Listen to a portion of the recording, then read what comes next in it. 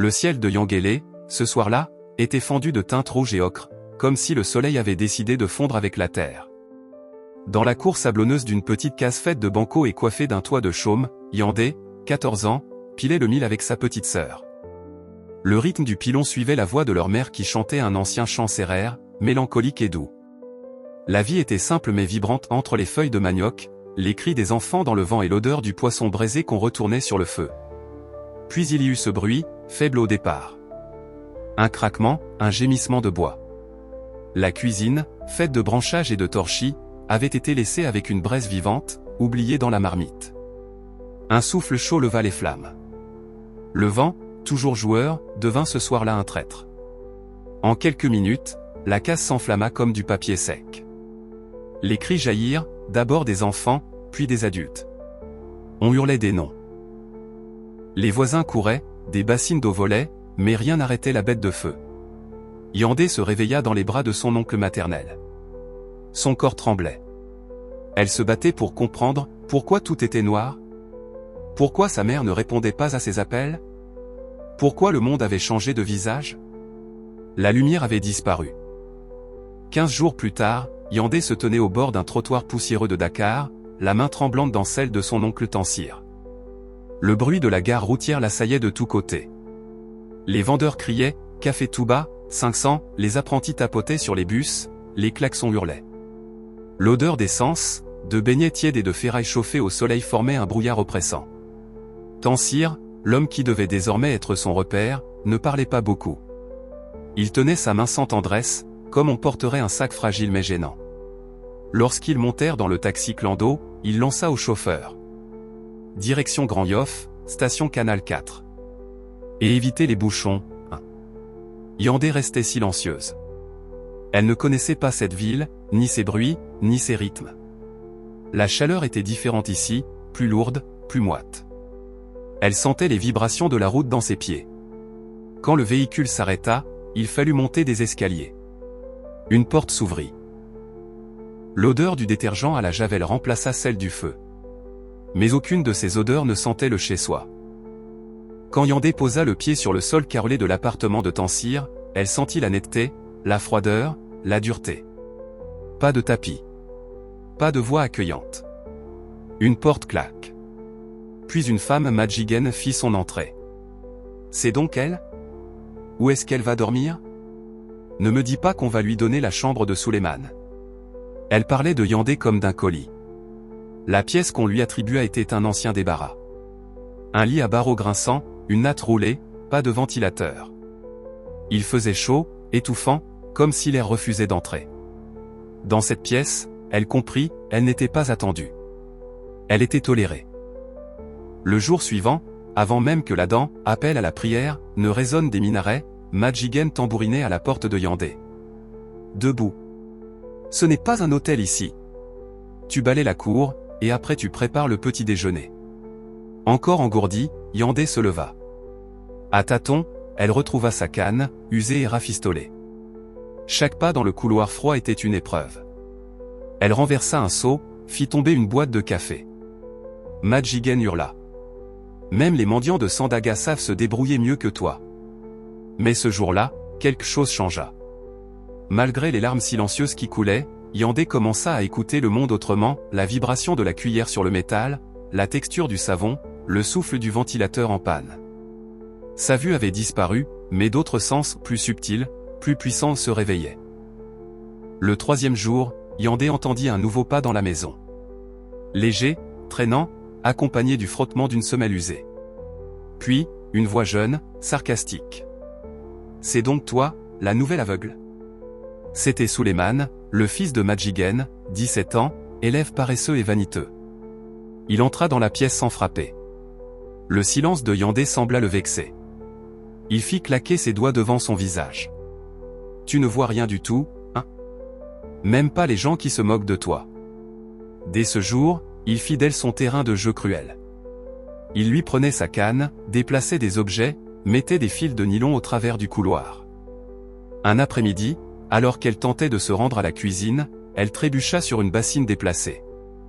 Elle tomba violemment. Souleymane éclata de rire. « T'as raté l'entrée à Hollywood, Yandé. Les rires résonnaient, mais personne ne la relevait. Ni sa tante. Ni son oncle. Cette solitude dans le chaos, cette absence d'aide, lui brûlait plus que la chute elle-même. Une semaine plus tard, alors qu'elle nettoyait l'arrière-cour, Yandé heurta quelque chose de dur sous une vieille bâche. En tâtant doucement, elle reconnut des lames de bois, des calebasses dessous. C'était un balafon, oublié, poussiéreux, désaccordé. Le soir, lorsque la maison s'endormit, elle s'y glissa à pas feutrés. Ses doigts tremblaient sur les lames. Le premier son fut faux. Le second aussi. Mais au troisième, elle sentit une vibration, une note vivante. Quelque chose remua en elle. Chaque nuit, elle revenait. Elle n'avait jamais appris la musique, mais ses doigts écoutaient à sa place. Les sons devinrent des mots, les rythmes des souvenirs. Elle jouait sans y penser. Le balafon devint son refuge. Là où elle n'était plus une charge, mais une créatrice. Un soir de juin, l'air était lourd, le ciel électrique. Les murs transpiraient. Après avoir joué, Yandé s'assit dans l'ombre, adossée à la cour. Elle ne cherchait pas à écouter, mais les voix s'imposèrent. Il veut l'épouser. Il a proposé 12 millions. Pour une aveugle? Madjiguen éclata d'un rire sec. On a bien fait de la garder. Yandé sentit son estomac se tordre. Son nom n'était jamais prononcé. Mais tout parlait d'elle. El Hadji Bouna, un commerçant âgé de Podor, avait proposé de la prendre. Une dot, une robe, une date fixée sans son avis. Elle voulut se convaincre qu'elle avait mal entendu. Que c'était une blague. Mais les voix ne tremblaient pas. Elles étaient trop sûres. Trop calculatrices. Trop froides. Quelques jours plus tard, une boîte apparut sur le lit de Yandé. Madjiguen jubilait. C'est de la part de ton futur mari. Regarde-moi ça. Mais Yandé ne pouvait pas voir. Elle sentait. Le tissu était fin, soyeux, brodé à la main. Les perles, des minuscules sphères dures comme des promesses piégées. Chaque couture, un lien invisible. Elle ne parla pas. Mais dans sa tête, une phrase résonnait, « Ils m'ont vendu ». Elle porta la robe contre elle, comme pour absorber la vérité. Ce n'était pas une tenue de princesse. C'était une preuve d'achat. Le jour du mariage arriva plus vite que les pensées de Yandé ne pouvaient l'accepter. Elle fut conduite en voiture vers le port de Dakar, sans qu'on lui dise où elle allait. L'air salé fouettait les narines, et l'odeur de l'océan se mêlait au parfum trop puissant de fleurs artificielles. Elle fut escortée, sans explication, jusqu'à un bateau de fête flottant sur l'Atlantique, décoré de guirlandes dorées et de tentures blanches. Les gens murmuraient à son passage. Elle entendait les vers s'entrechoquer, les rires forcés, les talons claqués sur le plancher du navire. Sa robe de mariée, trop légère, flottait autour de ses chevilles comme un tissu de mensonge. Quand elle arriva devant El Hadji Bouna, l'homme qui l'avait acheté, elle sentit son parfum de musc et d'encens, trop fort, trop lourd, comme lui. Il lui saisit la main avec autorité. Pas de douceur, pas de chaleur. Tu es magnifique. Mais sa voix sonnait comme celle d'un négociant, pas d'un homme amoureux. Les vœux furent prononcés. Pas d'amour. Seulement des mots appris par cœur, dictés, soufflés. On l'applaudit comme on félicite un contrat bien signé. Après la cérémonie, la voiture de luxe fendit la nuit dakaroise en silence. Yandé fut conduite à une villa en bordure d'Almadies, un quartier riche, proche de la mer. À l'arrivée, un portail motorisé s'ouvrit lentement. À l'intérieur, une cour dallée, des arbres taillés, une fontaine en mosaïque. Le silence était total. Seul le bruit de ses sandales sur le carrelage trahissait sa présence. Une domestique au pas feutré lui dit « Bienvenue chez vous, madame ». Mais ce chez elle n'était pas un foyer. C'était une prison en marbre. Elle effleura les murs, froids, lisses, impersonnels. Le salon était vaste, avec des meubles en cuir importé, une télévision géante éteinte, un lustre trop grand pour le plafond. Elle sentit tout de suite que cette maison n'était pas faite pour l'amour. Elle était faite pour montrer. Elle entra dans la chambre qu'on lui avait préparée. Lit king size, drap en satin, parfum d'ambre et de désinfectant. Une salle de bain attenante, vaste, carrelée de blanc. Elle enleva lentement sa robe de mariée, la laissa glisser au sol comme on laisse tomber une peau étrangère. Sous la douche chaude, l'eau coula sur son corps tendu. Elle pleura. Pas bruyamment. Des larmes silencieuses, dignes. Debout, droite, vulnérable. Son dos contre la faïence, ses bras croisés, elle se sentait elle-même pour la première fois de la journée. Ce qu'elle ignorait, c'est que Djalil, l'homme qui venait de l'acheter, se tenait à l'entrée. Par curiosité? Contrôle? Il la vit non pas comme une femme fragile, mais comme une présence puissante. Il fut surpris. Troublé. Silencieux. Et repartit sans rien dire, portant avec lui une image qu'il n'oublierait pas. Le matin se leva sur la villa d'Almadi sans fanfare. Pas de musique, pas de chant de griot, pas même un oiseau à la fenêtre. Tout était silencieux, figé, luxueux. Yandé ouvrit les yeux dans un lit trop grand pour une seule personne. Elle n'avait presque pas dormi. Le drap collait à sa peau, encore humide d'angoisse. La veille, elle avait été mariée sans amour, exposée comme une relique. Aujourd'hui, elle était officiellement la femme de El Hadji Bouna, mais rien en elle ne se sentait lié à cet homme. Elle se leva, à tâtons, et sentit le tapis moelleux sous ses pieds. Tout ici était doux, silencieux, enveloppant comme un piège. Elle trouva une bassine d'eau tiède près de la porte, des savons parfumés, des serviettes pliées. Quelqu'un était venu préparer cela sans un mot. Elle comprit qu'on l'observait sans jamais s'annoncer. Le petit déjeuner, servi dans une salle à manger vide, était une œuvre d'art, pain à palapa, beurre importé, jus de bouille frais, fruits coupés en étoiles. Mais elle n'avait pas faim. Tout ce luxe lui donnait la nausée. La seule chose qu'elle désirait, était une voix humaine sincère. Et il n'y en avait aucune. Plus tard dans la journée, elle entendit des pas lourds dans le couloir. La porte s'ouvrit sans frapper. El Hadji Bouna entra, vêtu d'un grand boubou gris perle. Il s'approcha du lit, s'assit doucement sur une chaise près d'elle. Il resta là. Sans parler. Sans la toucher. Juste là. Tu peux me demander ce que tu veux, dit-il enfin, d'une voix calme, presque lasse. Mais Yandé ne dit rien. Elle tourna légèrement la tête vers lui, comme pour lui signifier qu'elle était là, mais qu'elle ne jouerait pas ce jeu. Elle voulait savoir pourquoi. Pourquoi l'avoir choisie? Pourquoi l'avoir prise comme on prend un objet? Il reprit. Je t'ai vu jouer du balafon. Tu étais différente. Tu étais, vraie. Elle haussa légèrement les sourcils. Il l'avait observée? Depuis combien de temps? Elle sentit une colère sourde s'éveiller. Non. Elle ne serait pas l'objet d'un homme ému par une image mais incapable de comprendre la douleur derrière. Il se leva. Tu es chez toi ici. Et il sortit. Sans bruit. Sans réponse. Les jours suivants, Yandé commença à explorer la maison. Pas par curiosité, mais par besoin de comprendre les murs qui l'entouraient. À tâtons, elle traçait des lignes invisibles avec ses doigts, les poignées froides, les cadres lisses, les tapis rêches. Elle comptait les pas, les marches, les couloirs. Elle découvrit un salon immense, décoré de sculptures de bronze, de tableaux modernes sans émotion. Une cuisine où elle n'avait pas le droit d'entrer. Une bibliothèque, remplie de livres qu'elle ne pouvait pas lire. Chaque pièce avait été pensée pour impressionner. Mais aucune pour accueillir. Même les domestiques semblaient l'éviter. Il passait vite, sans la saluer, comme s'il n'avait pas le droit de lui parler. Elle comprit alors, ici, elle n'était pas une femme. Elle était la femme du patron. Intouchable. Intouchée. Invisible. Un matin, alors qu'elle longeait un couloir près du garage, elle entendit un son étouffé. Une note. Fausse. Discrète. Mais vivante.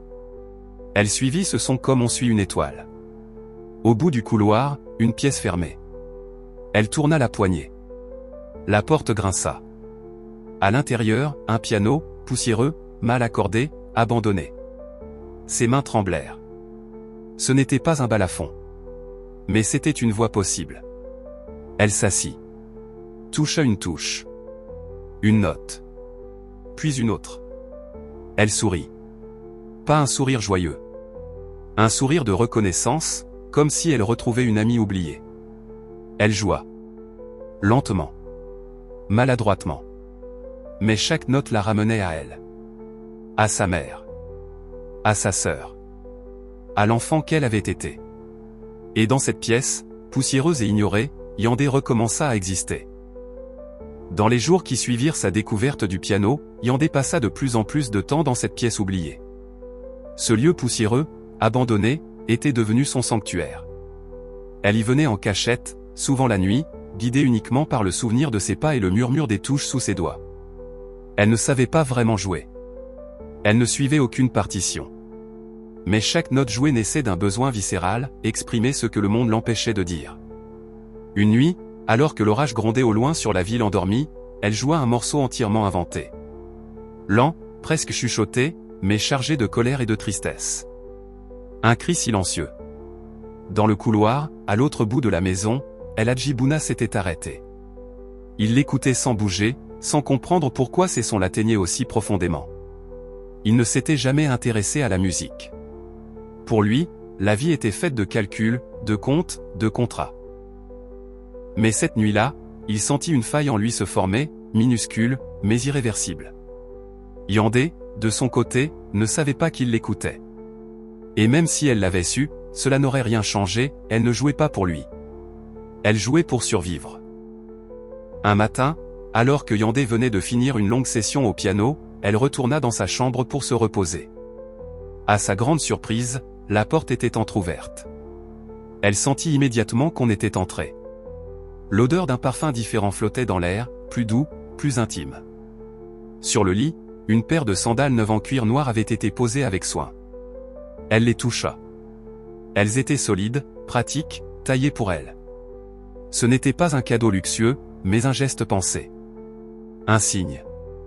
Elle fronça les sourcils. Qui avait fait ça? Un domestique? Non. Il n'était pas autorisé à lui parler. El Hadji Bouna, alors? Plus tard ce jour-là, il vint à elle dans le salon. Il ne parla pas de la musique, ni des sandales.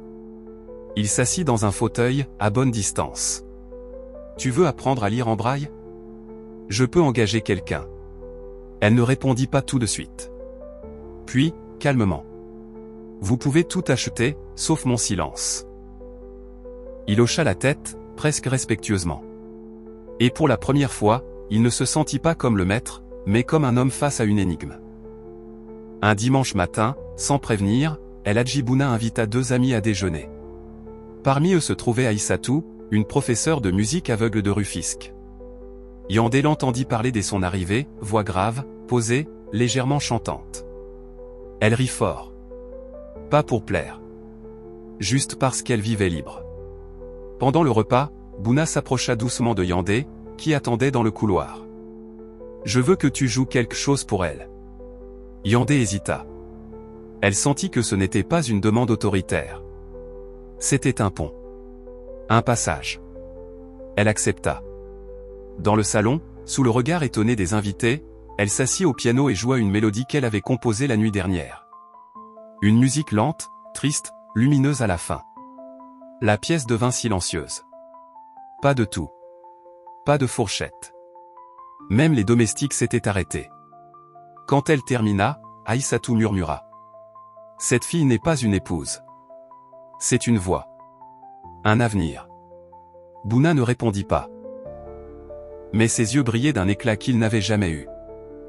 Cette nuit-là, dans sa chambre, Yandé ne pleura pas. Elle ne trembla pas. Elle ne se demanda pas ce qu'elle était devenue. Elle écrivit.